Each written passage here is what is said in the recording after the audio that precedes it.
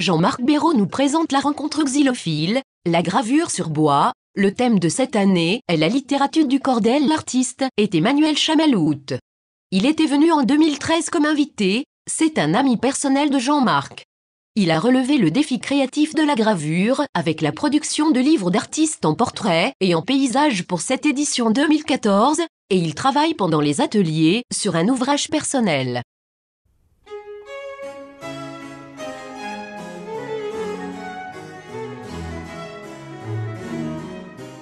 Alors, en réalité, on dit littérature de cordel, d'origine portugaise, et c'est allé au Brésil après. Et autrefois, avant que ça aille en Amérique du Sud, c'était déjà en Europe.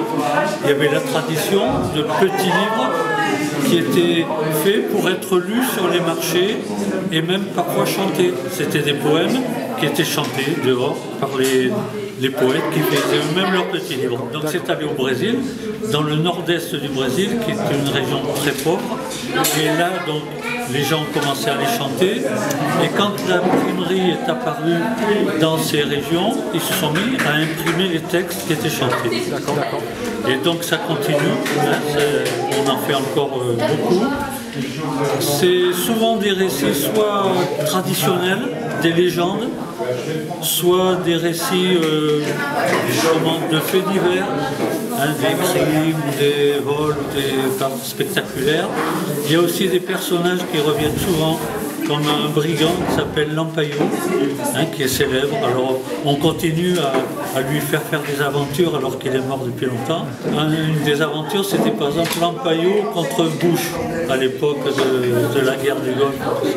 Il y a un autre personnage qui est important, c'est le Padre Cicero, le père Cicero, qui était un religieux, donc qui a fait beaucoup de bonnes choses, et du coup les gens célébraient un peu tout ce qu'il faisait. Voilà, en gros, ce sont des poèmes de 6 strophes chaque fois, des couplets de 6 strophes, des 6 on appelle ça, et les vers sont de 7 pieds. Voilà.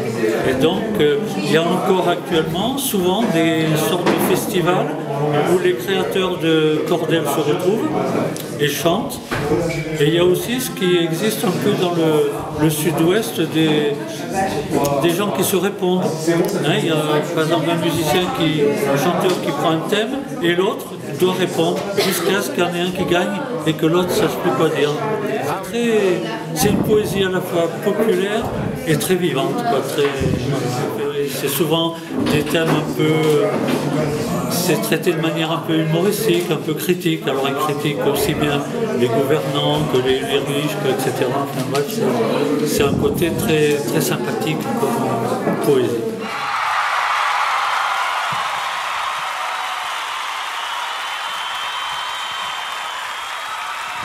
Philippe Moreau nous propose de nous donner quelques explications sur son travail. Tout cela semble simple et magique, mais la typographie est un art complexe qui demande de nombreuses réflexions et connaissances. Il nous expliquait qu'ici la difficulté sur ce travail qui mélange la gravure sur bois et le positionnement de la typographie du texte. La production d'aujourd'hui présente les ateliers avec la littérature du cordel. La littérature de cordel est un mode d'expression populaire dans le nord-est du Brésil.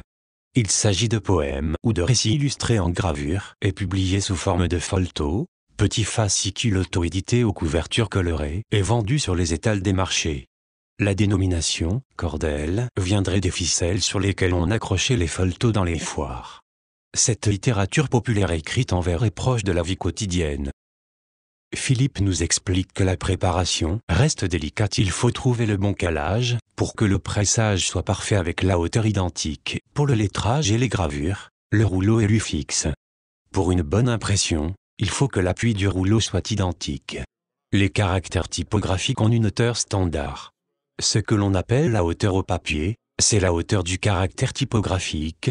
Tout type d'illustration et de technique de gravure doit s'adapter et trouver le bon réglage de niveau. Pour imprimer, il suffit de mettre l'encre, le papier, le positionner au bon cadrage et de passer le rouleau. Philippe nous explique que l'ancrage doit se faire à chaque fois pour garder les couleurs identiques et parfaites. On peut imprimer de l'ordre de 15 à 30 feuilles à l'heure, tout dépend de la dextérité et la rapidité de l'opérateur. Pour l'ancrage, c'est des rouleaux en caoutchouc standard, qui peut avoir un trépied pour le reposer. La technique a évolué par la suite avec des ancrages électriques.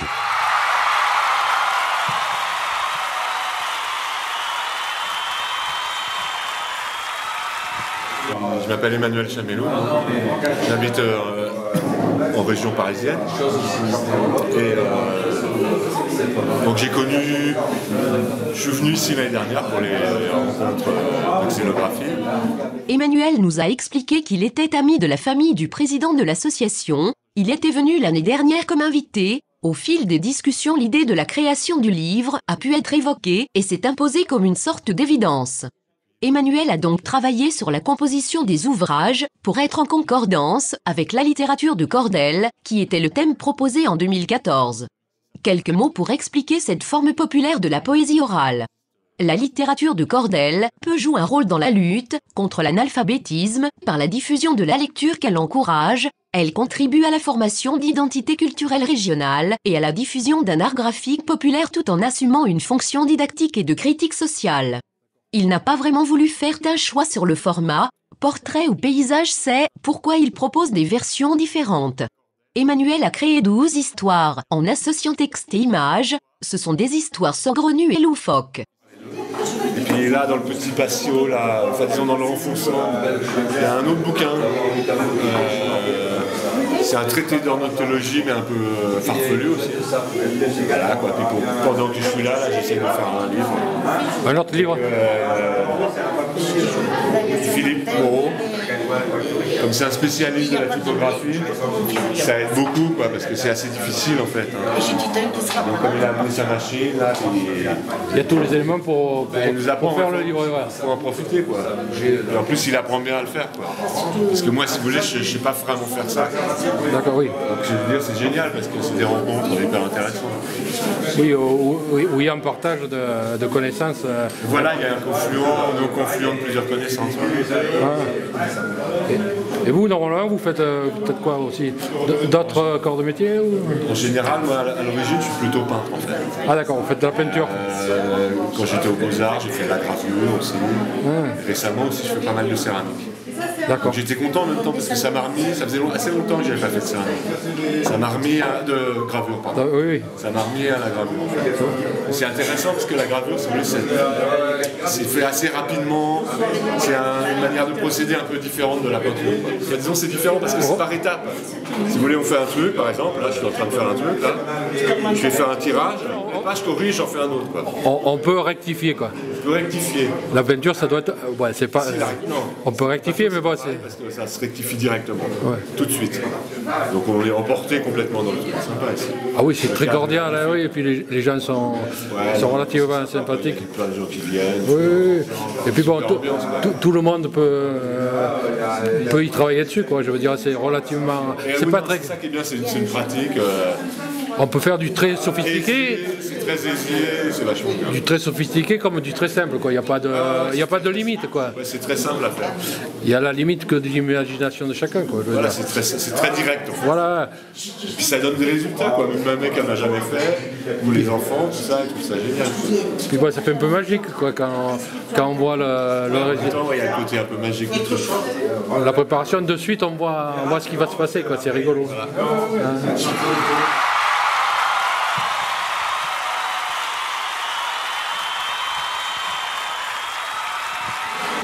Une édition qui proposait donc des romans d'auteurs et qui étaient illustrés de bois originaux, c'est-à-dire que ce qu'on trouve dans le livre, ce sont vraiment des gravures sur bois qui ont été faites par des artistes illustrateurs. Voilà. Mais ce qu'on a d'imprimé, ça vient vraiment de la plaque initiale. C'est-à-dire que ce n'est pas une photocopie ou évidemment pas à l'époque un laser ou quoi que ce soit, mais c'est la plaque elle-même qui a été gravée physiquement à cette échelle-là. Il n'y a pas eu de transformation et qui a été imprimée dans tout le livre C'est que des originaux, quoi. C'est absolument uniquement des originaux. Et dans cette édition, on peut en trouver sur Internet, enfin eBay et compagnie. Là, on trouve des images gravées par des graveurs, des artistes graveurs, illustrateurs, et qui illustrent le livre avec des plaques véritablement originales qui étaient calées à l'imprimerie à la hauteur des caractères de lettres. D'accord. Et donc qui étaient imprimées en grande série, mais donc à partir véritablement d'un bois souvent un bois dur, pommier, cormier, buis, cerisier, des bois qui permettaient des bois debout. Donc c'est pas des bois pris dans le sens du fil, mais ce sont des bois pris perpendiculairement au sens des fibres, quoi. Pour qu'ils résistent mieux aux impressions. Aux impressions de long terme, quoi. Ouais. Et là, donc, on a une succession de livres. Là, il y en a une petite boîte pleine là-bas. Voilà, où on a de jolies illustrations, mais rien à voir avec des moyens photomécaniques ou des moyens donc évidemment contemporains comme le laser ou la photocopie, mais véritablement la plaque. C'est-à-dire que sur cette page, il y avait une plaque ordonnée et un texte typographique organisé lettre par lettre à la pince à épiler, et c'était organisé sur un plan, et après c'était tiré tout d'un coup et imprimé. Voilà. Alors il y a fatalement des pages illustrées, d'autres qui ne le sont pas. Mais on trouve beaucoup de choses intéressantes, et alors ça fait vraiment un livre avec des gravures originales, quoi. C'est ça qui est quand même assez formidable pour un livre de grand tirage. Un livre assez populaire d'ailleurs. C'est sûr. Voilà. Donc ça donne des idées, ça donne l'idée un petit peu de l'utilisation de la gravure sur bois.